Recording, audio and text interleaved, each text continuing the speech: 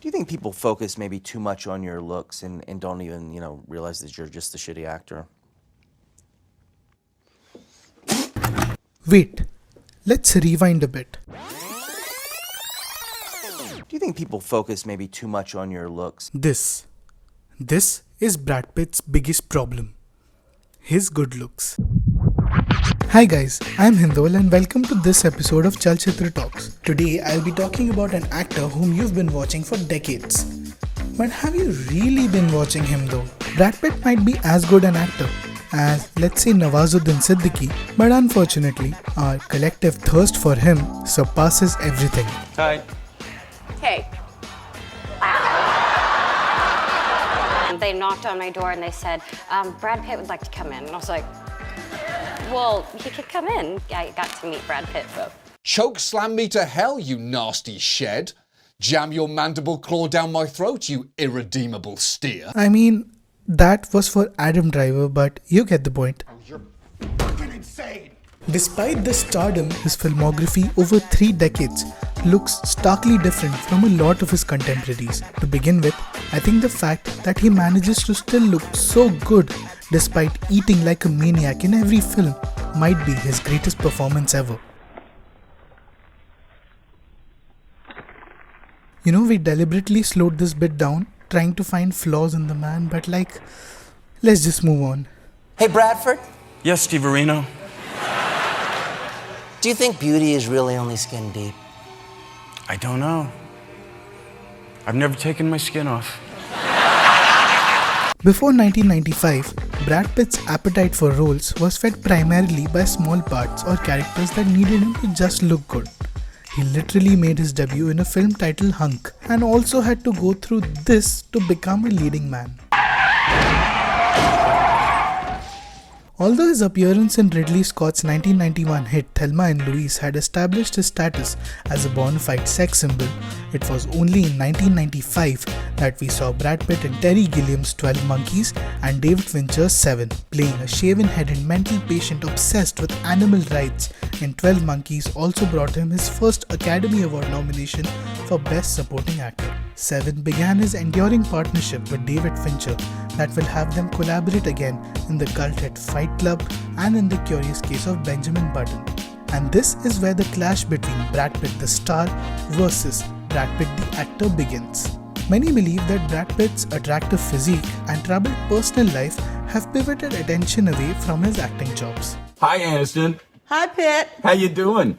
Good, honey. How are you doing? Yeah, I'm all right.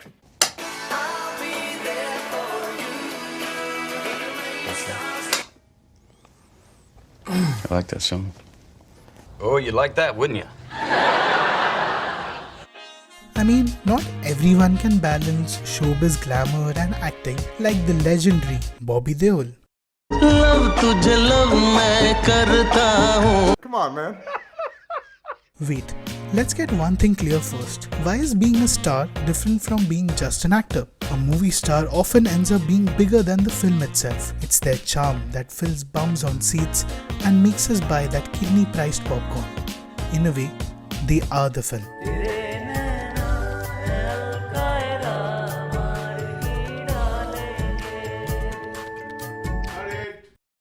क्या यार कितनी मेहनत करवाते हो यार. This baggage may end up restricting their acting choices or make them feel as if they are serving a mere image. Zafar Khan एक image है. He's an icon. I work for Zafar Khan. वो बार-बार मुझसे पूछ रहा है कि इस तरह का रोल करने के लिए क्या तुम्हारे पास मेरे करोड़ों फैंस की इजाजत है? With the formation of his production company Plan B Entertainment, he shifted towards more actorly parts like in Troy, Moneyball, Killing Them Softly, and the assassination of Jesse James by the coward Robert Ford. Just listen to his laugh in this chilling scene. My God, what just happened?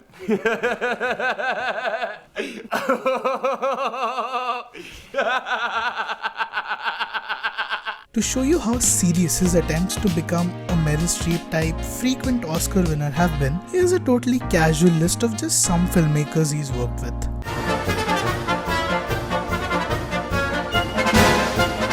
Do you remember what this role was? Holy, is that me? Apparently. His recurring character performances can be broadly divided into two kinds: the crazy and unhinged hyper-masculine entities like in 12 Monkeys, Fight Club and Inglourious Basterds, and the subtle and more realistic performances seen in films like Seven, Moneyball, The Big Short, Ad Astra and Babel.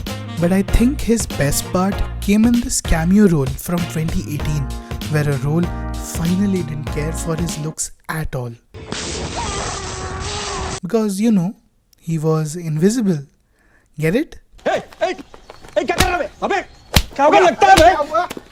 Which brings us to Brad Pitt, the supporting actor. Right from A River Runs Through It, we see that his character often tends to shine when the central character is observing him from the outside. In Terrence Malick's The Tree of Life, he casts his shadow as a father over the protagonist Jack.